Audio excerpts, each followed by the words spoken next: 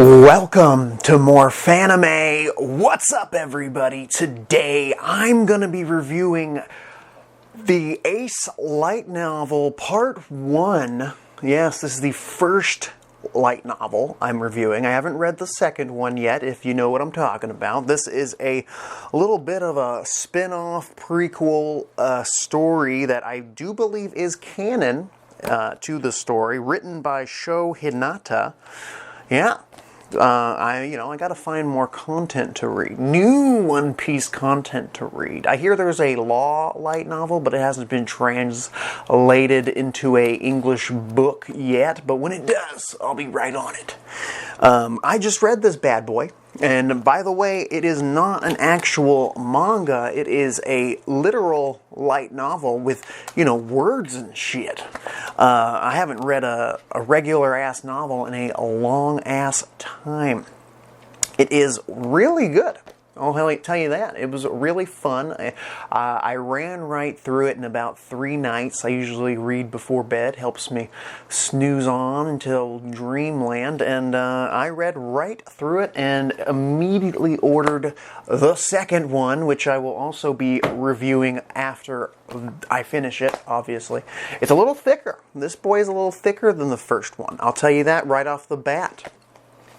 Before I get into spoiler territory, I recommend you read it yourself. It's up to you, though, if you don't want to. I'm going to really be going into the meats and potatoes of this story here, at least this part 1 of Ace's adventure. It's essentially Ace's adventure as he ventures off into, I keep saying venture, off into the East Blue, into the Grand Line.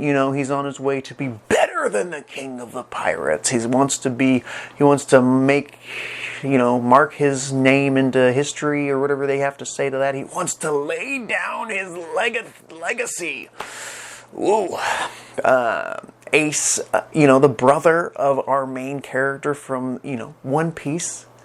Luffy, we met this guy in Drum Island, or right when Luffy left Drum Island. We got, did Ace get there first or after? Some shit like that. And I think he got there first, and then the crew showed up, and they might have said, well, where's Luffy? Damn it, where is he? And then he ends up in Alabasta, and that's where we run into him for the first time. We find out Luffy has a brother. I remember when that happened, I was like, what? Luffy has a brother? He didn't mention it at all.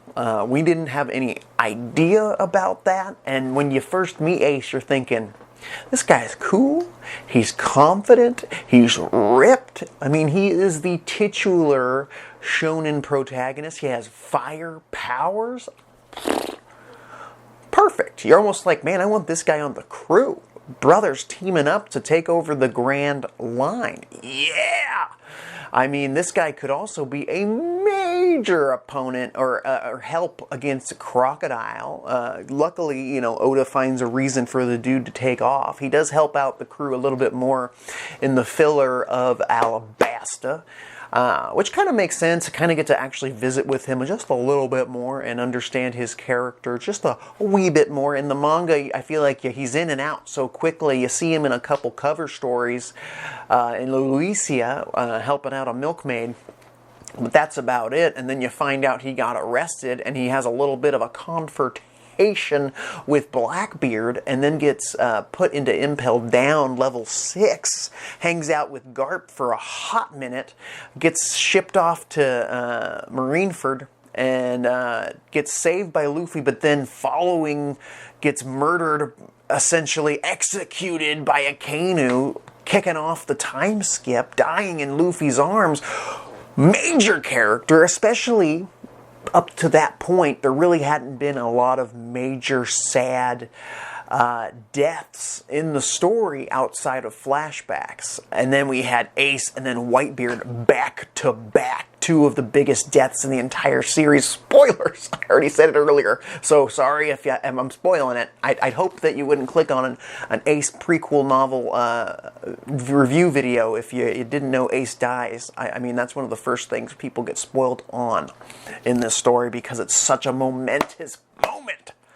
But yeah, once again, this is a light novel, not a manga. But I do hear next year, 2024, they are releasing a manga version of this story drawn by the same guy who does Dr. Stone. Sick. I'll probably pick that one up too, because it's like a different medium to absorb the knowledge, some things I might miss, some character designs I might absorb a little bit more. That's another thing. Before I get into the story here, Oda went ahead and drew all the character designs for the Spade Pirates, Ace's original crew.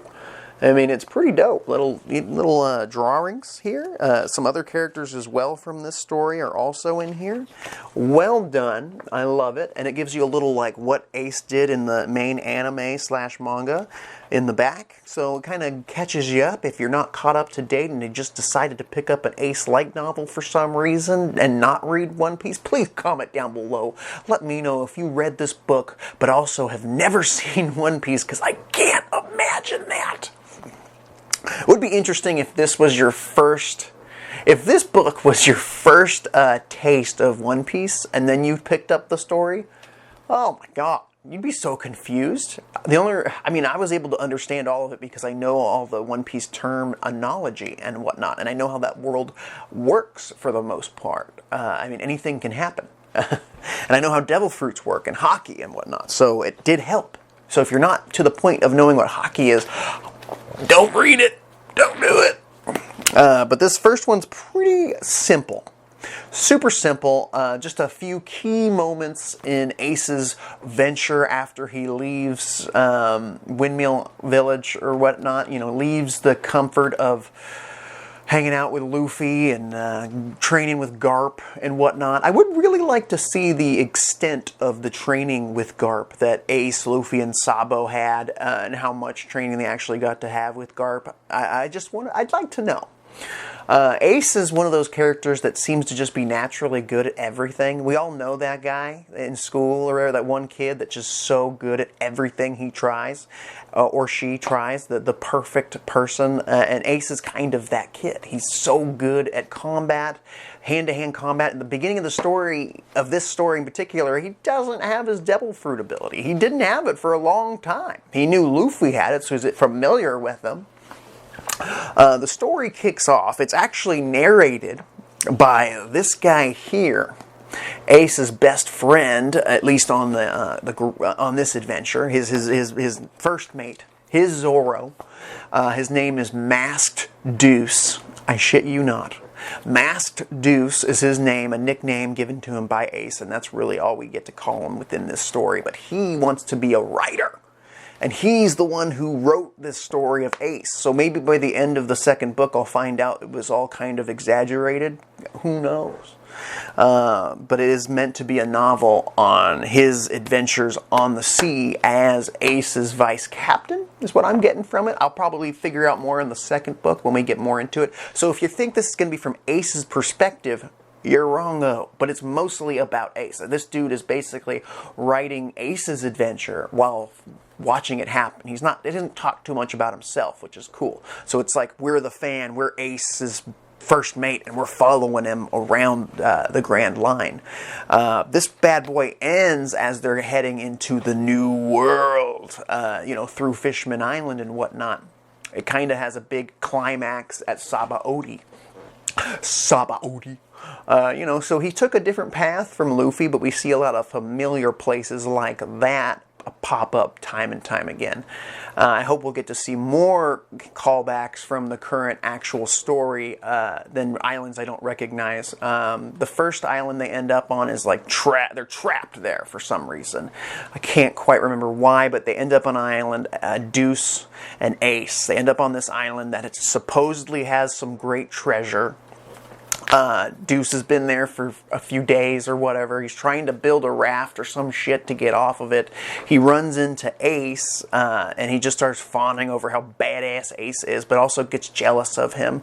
And it's kind of a weird relationship in the first arc of this this book, the first story, when they first meet, they're kind of rocky. You know, Ace is super nice, super cool with everything, wants to be best friends with everybody, and even offers to help Deuce, like, let's work together, let's build ships. And I guess Ace had been there for much longer than Deuce, and Deuce is like, nah, I don't trust you, I don't know you, I'm not helping you, and he bounces. And then he sees later, when he's starving, he sees Ace still working on rafts, trying to get off this fucking island.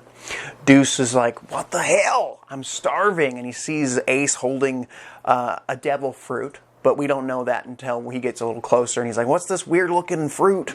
And he's thinking, oh, I'm going to steal that. I'm going to steal it from old Acey. And he walks up to him and he's going to steal it. And Ace just essentially offers it to him when he realizes how hungry Deuce is. And then Deuce is like, well, I was going to steal it. I don't deserve it. What was I thinking? I was going to kill you and take your one piece of food. I was going a little crazy there. Understandably, they're starving. They're thirsty. I mean, come on. We might have all been there before at one point in our lives, where your back's against the wall and you think this guy's in your way, but really Ace is just trying to help him out. Ace's adventure had really just started. They end up splitting the devil fruit, which is kind of interesting. They cut the devil fruit in half, and they end up agreeing to eat both at the same time. Ace ends up eating his first because Deuce is just so happy and is apologizing for being a bad person, or apologizing for wanting to kill him to take his food and whatnot. And Ace has already eaten his, so he eats his. He says it's disgusting. As we know, devil fruits taste like crap. Ace develops his fire devil fruit, so we get to read about how he gets his devil fruit power. A fire logia, a very rare fruit. The logia fruits are the rarest and some of the most powerful, because it makes you invulnerable essentially to everybody that has hockey or is the element that can hurt you, like the water to Crocodile. He can get hit by people covered in water, or they're damp in any way. They can still hit them without hockey, as we see in Alabasta. But Ace is now, lit on fire, and they're like, shit, what's going on? And Deuce is thinking, well, I didn't get any powers, right? And Ace is like, no, I was the first one that ate it, so we just have to assume that if you're the first person to take a bite of a devil fruit, you get the ability. The other person is just eating a disgusting fruit. Ugh. They end up working together. Now that Ace has this power, Ace is training with his devil fruit, trying to figure out how it works, trying to be more accurate with his fire streams of sorts. Deuce helps build a new ship. I think it's the ship that he ends up using later on, the single-person ship that he's able to propel his fire logia through it, so it can actually move like a jet boat. It could be the same one, or at least it's the pre-model for that idea. They make this fire ship, they take off, they get off the island, and it's just this big huzzah, and they decide to become the Spade Pirates. Deuce and Ace, perfect little duo. Oh, and Deuce is called Masked Deuce because he wears this mask because he's trying to hide his identity, because I guess he comes from like an upper echelon royal type family, and he's kind of the black sheep of that family, and he doesn't want to bring shame on their name, but he also doesn't want to be around them because they're a bunch of douche baggies. So he decides to follow Ace to the ends of the earth, the Grand Line. They get on together, they get their own ship, they form a crew. Most of the other members of the crew are nameless characters that we only, maybe get one fact about, which I'm really not going to go into detail. But we get some of them. One of them is named Skull. I'll give you a little synopsis, is that how you say it?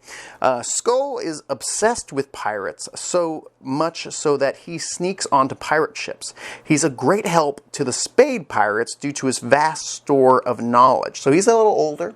He's kind of a pirate geek. He's a big fan. He has a skull mask on that he's made, or maybe it's an actual skull that he made into a helmet of sorts. He's a big weeb for pirates, and we can respect that. And then Mahal, in his previous life, he was a teacher, so his companions call him Teach, which I swear to God was so confusing because of Marshall D. Teach, who's also been called Teach before in the story. And I'm like, is this Blackbeard when I first read it, and then I saw the picture and I read more about him, and I was like, no, this ain't Blackbeard. But don't do that to me. Don't name somebody Teach just because he was a teacher when there's a character named Marshall D. Teach. He typically hides indoors, but he's a sharpshooter. He's a great sharpshooter, and mostly he's always hiding and inside somewhere, shooting people. And they're like, is that you, Teach? Hiding and using your abilities to shoot people from afar? What a brave man. And then they have Katsu, which is a cat or some type of saber-toothed tiger-like giant lynx. Joined the crew after being rescued from a poacher's trap. Its voice is cute in contrast to the way it looks. It's this little cat thing. So it's their little, mascot for the Spade pirates.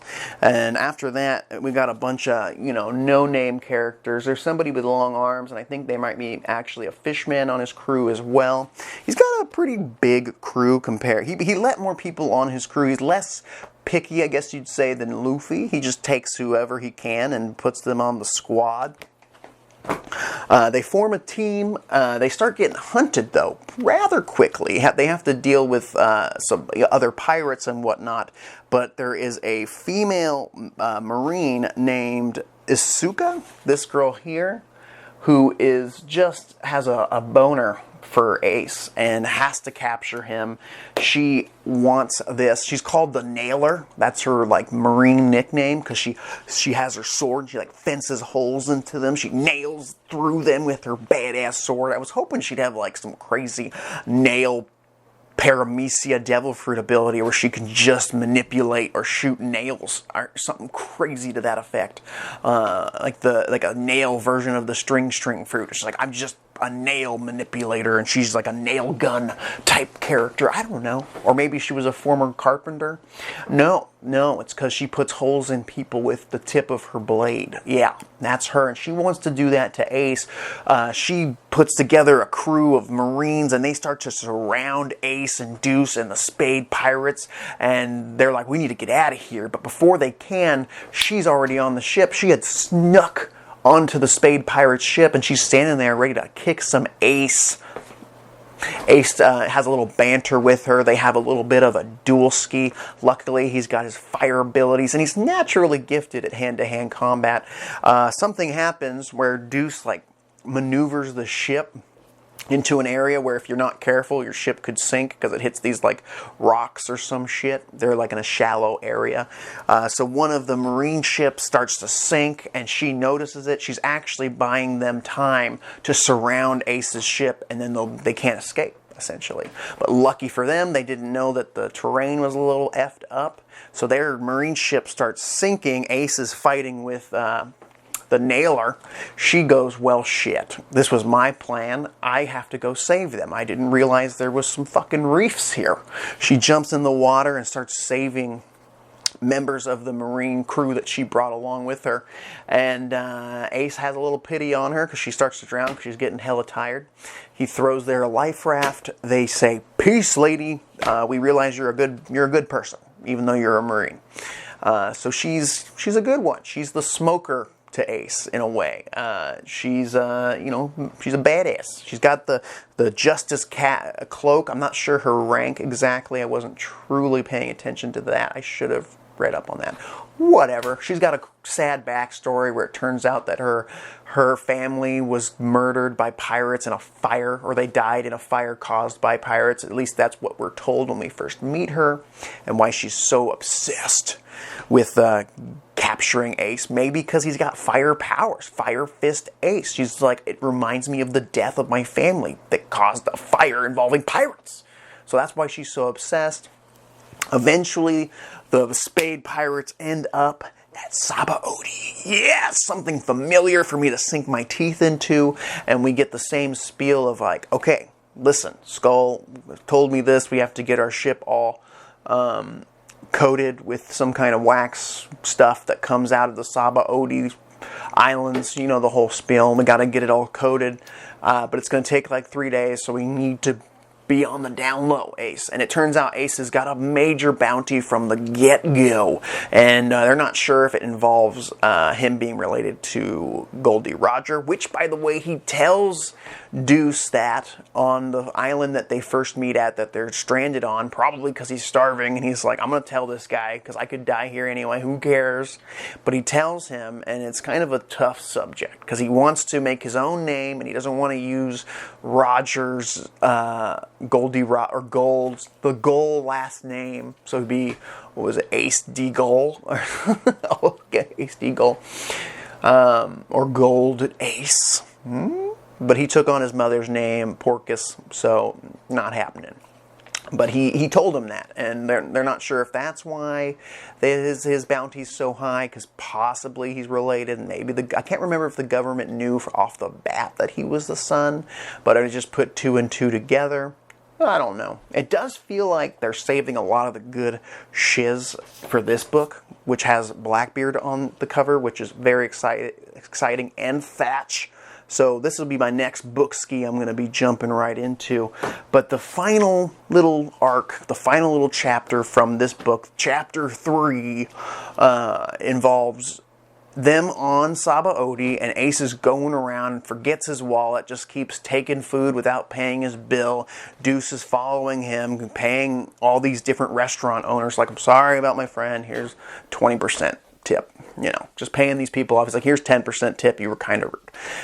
Ace eventually runs into this girl, Asuka, the nailer, again, and it turns out that they ran into her a lot on their adventure, and she just became this pesky Team Rocket type of Marine, just constantly showing up and constantly failing to capture Ace, but trying different maneuvers and whatnot. But they just happened to run into her on her vacation time.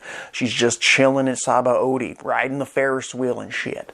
She ends up confronting Ace, saying like, come on, I know you're not a bad guy. Obviously, you're a good person, but why are you a pirate? It makes no sense. What are you doing? You're talented. You're good looking. You're a born leader. Why are you doing this? Like, let's figure this out, bro. Or turn yourself in, something. And Ace is just like, no, I want to be a pirate. I want to make my own name in the world. F off. So she bounces. They end up on the Ferris wheel together. It's kind of, they're like stuck on the Ferris wheel along with Deuce, and it's very awkward, and they have that same conversation where it's like, what are you doing? Why are you being a fucking pirate? Ace ends up turning into fire and bouncing and leaving Deuce and her to just be in this awkward situation. She ends up leaving, but then coming back again like a day later. They're finally about to leave and head on to the new world. But this time she brings a vice admiral, the man who saved her as a child, who inspired her to be a Marine. This guy goes up to Ace and they have a conversation. And Deuce is like, are you here to arrest us? Because not right now. We're trying to get to the new world. Get off our nuts. But no, they're here for a conversation. She's super stoked. She's like, don't worry, this is great news, Ace. I figured it out. How you can still be a good person and remain a pirate of sorts. You can do whatever you want. You want to be free and you want to be the best. You want to make a name for yourself. Well, how about this? We're going to give you a gig where we're going to pay you money. I think they pay them, or they just allow them to continue pirating. But this was really the most intriguing part of the story for me. This was the story of, we already heard this in the manga, but Ace was offered an opportunity to be one of the 7 warlords of the sea. I wasn't sure if that meant they hadn't found a 7th one yet, and so one of the ones that we meet was kind of new, or maybe this was before Doflamingo became one. I can't quite remember.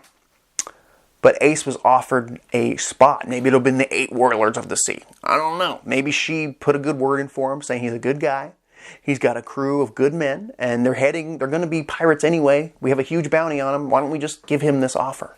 And so she talks him into it. And they're like, all right, Ace, you can continue being a pirate and be a warlord of the sea, helping us, the justice, and letting yourself do whatever the hell you want. And you just got to give us, 10%, 15%, got to pay the Celestial Dragons, but y'all get to live for free, and we'll let you right on through. You don't even need to coat your ship. if you're a 7 warlord, you get like some perks. And almost immediately, without even thinking about it, Ace is like, no, I'm not doing that. No way. I don't like the 7 warlord system. It's a bunch of asshats that decide to not technically be pirates anymore, but still want to live that life, still want to wear the outfits, wear the membership jackets, but not actually follow the code of piracy. And that's not word for word, but essentially Ace is not into this. But the surprising thing is the vice admiral that she brought that saved her as a child also agreed. He's like, great, rips up the document to, great, we agree. We both hate the warlord system. We both think it's ridiculous allowing pirates to be pirates. I think we should wipe them all off the earth. And now we'll start with you. And just pulls out 2 flamethrowers, which seems like a weird set of weapons to fight a fire Logia with, but whatever. Pulls out a couple flamethrowers and attacks Deuce and Ace. Their crew are not around. They're at the ship or something getting supplies. They're not around. It's just Deuce and Ace, this girl and this vice admiral. But she starts flamethrowing this house that they're in. Kids are in danger. She's like, hey, what's going on? You're going to hurt some children? And the Ace is like, yeah, you call yourself a fucking Marine and justice and whatnot, but you're going to hurt these kids? What's going on here? And he's like, no, you, Ace. If you weren't here, if pirates didn't exist, I wouldn't need to burn down houses and hurt children, essentially, to throw you off your guard. It's what I got from it. We kind of put 2 and 2 together. Turns out he was the one, this vice admiral, who I didn't bother learning his name, and he also didn't get an illustration. This vice admiral was the one that set the fire that killed the parents of the nailer. And she's like losing it. She's like, what? So she just starts saving kids. Ace is like, I'll just kick your ass with fire. But this guy grabs Ace by the throat in fire form. And Deuce is like, what is happening? Does he have some sea prism? No. This guy has armament hockey because he's a vice admiral. If you're going to be a vice admiral, you got to know some hockey. So this guy's pretty experienced with hockey. He's choking Ace. This is like the first time that Ace has been hurt in a very long time since he's become a Logia. He's been rather invincible. The good news is, though, Ace is already a great hand-to-hand combat guy. And through anger and through, anime shonen protagonist energy and whatnot, he develops his own armament hockey. And it's kind of crazy, and it makes me think that Luffy used armament hockey before without us knowing, because yes, in the manga and in the anime, armament hockey turns your arm black or whatever, but that's really just for us to see it. Originally, hockey was not visible.